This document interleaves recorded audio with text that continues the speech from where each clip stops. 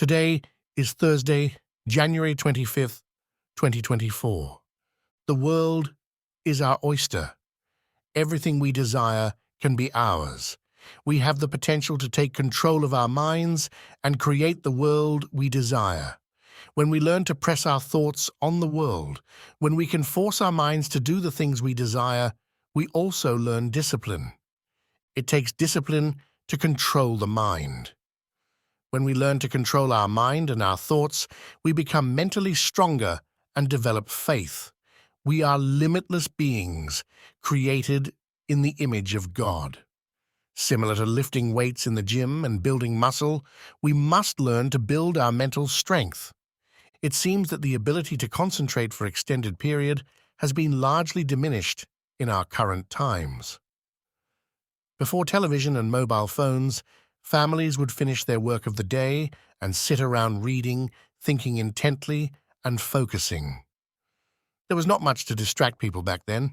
They had a lot of free time, especially at night, and especially before electricity made light bulbs glow, which has been around less than 230 years. So how do we get what we desire? It seems the world is simply a series of routines, and if that's all someone has, then that can lead to feelings of desperation. What is true is that we can have whatever we think. Napoleon Hill wrote a whole manual on the laws of success.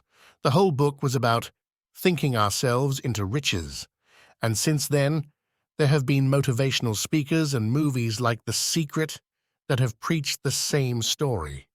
We can achieve whatever our mind can believe. That leads us to belief. We have to raise our belief level. To do that requires mental time, sweeping and cleaning the cobwebs of our minds. There has been a build-up of mental barriers that need to be removed. Some of those come from teachers, schools, parents, media, internet. All of these can produce self-limiting beliefs as it does in 90% of people. We remove these by convincing ourselves of the things we are and start being those things.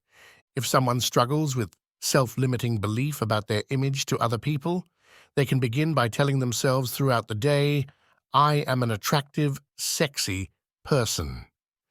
This kickstarts the mind and the body to make that true for them. Here is another example of someone who has fear. "I am a strong, confident man, woman. I can do anything I want." We can feel it when we say to ourselves, "I am rich, sexy, smart." Let's start convincing ourselves of good things about ourselves. This is how successful people outshine the average. They have this mentality of being a winner. It's often easy to judge or grudge against someone who is haughty or proud, but honestly, we should all be proud. God has made us in God's image, and that is something to be proud about.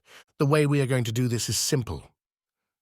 The first exercise is writing out these "I am" statements on an index card and carrying them in the back pocket. Second, take some time, some real time, like 3 or 5 minutes a day, to close our eyes and focus on the things we do want. Thirdly, keep a journal and write things down to remember. This is how we are going to build belief and clean our minds from limitations. The index card is going to be something that we see several times throughout the day. Every time we reach for something in our pocket and touch that card will remind of us what is written on it. This way, we get a dose of our beliefs every time we touch it. That way, we remember more that "I am a good-looking man, sexy, confident woman." It is one easy way to get started reframing the mind. Page 2. Sitting for ideas is something that some of our greatest inventors have all done. It can be done anytime, anywhere, for almost any purpose. Albert Einstein used to imagine himself riding a bolt of lightning and use these mind-thought exercises to discover his theory of relativity. When we sit for concentrated thinking, we strengthen our minds to think about the things we want to think about intently. This will show up in our lives when dealing with situations that can be stressful to others. It is a kind of mental space or mental fort. Journaling is a good way for us to get our thoughts out in front of us. It is a mental dump and mental refill. We write whatever we want to write because it's our journal. Our journal is for us and not for other people. Here we can be ourselves by writing and drawing how we feel, what we want, and how we can do it. Many ideas will come to us when we sit down and take the time to just do it. This is a great place to start the journey to becoming all we can be. Let's implement habits into our lives, little by little, and build the life we desire. It starts with us. We are the only person who can do this.